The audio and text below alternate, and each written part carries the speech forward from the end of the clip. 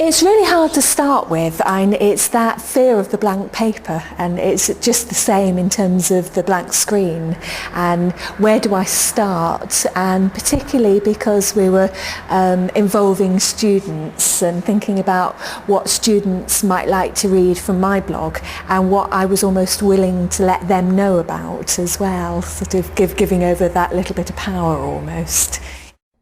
As it progressed, what was really interesting, and for me a bit of a revelation, was that not only did it enable me to comment on their learning, which they were reflecting on in their blogs, but they were commenting on my learning. And I thought that was really very powerful. I started off in September, avidly reading in fact. I couldn't stop. I was absolutely fascinated by the blogs that the students were writing. And I would find myself quite late at night sitting at home reading blogs and putting comments up, and absolutely amazed by the energy and the excitement that was coming out in these blogs. One of the things they said was it helped them to get to know who we were and to know us and to see where we were coming from and to feel a bit more comfortable with us, so that they could come and talk to us in the corridor much more easily. I was surprised at how much I enjoyed it. There's something in me that likes reflecting on my own learning and just bits of my life and putting them out there for people to read. And it's a real buzz when somebody replies. Somebody comments and you think, oh, there is somebody out there who's actually quite interested in bits of my life. I think I missed a trick a bit, because I think although I encourage the students to blog, I'm going to perhaps put more effort into encouraging them to comment on each other's blogs, and therefore I'll be strengthening the bonds between them.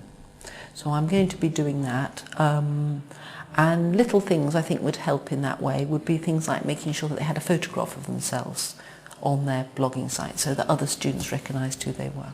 Well, I read the blogs of our students, and I found that really important because you got a sense of where they are, what they were interested in, also what they were taking from sessions, which sometimes wasn't what you thought you were doing in the session.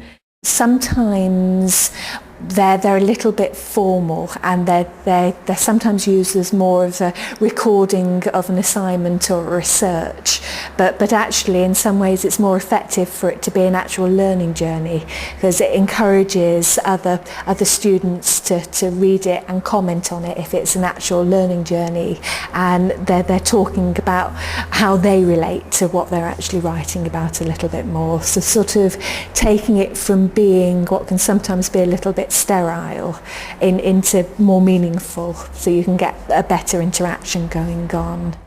I would like with these first year students for it to continue, and one of the ways of doing that, and to widen out and to broaden them, one of the ways might be, and I'd like to suggest this, is that the group who will be moving into the second year became mentors for the first year, because traditionally we've had very little link between the year groups.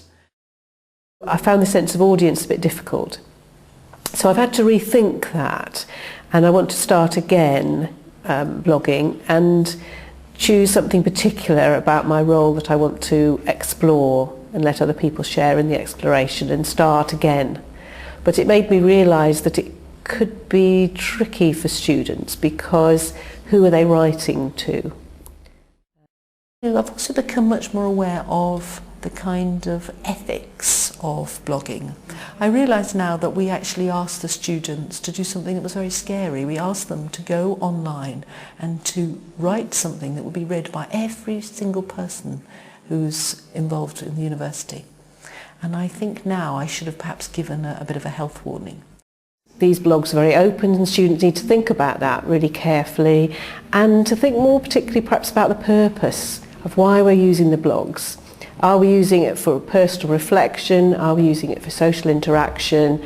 And can we think of some really exciting ways that we can encourage them all to join in and all to interact, and really see it as a really useful starting point on their learning community and their first year at the university?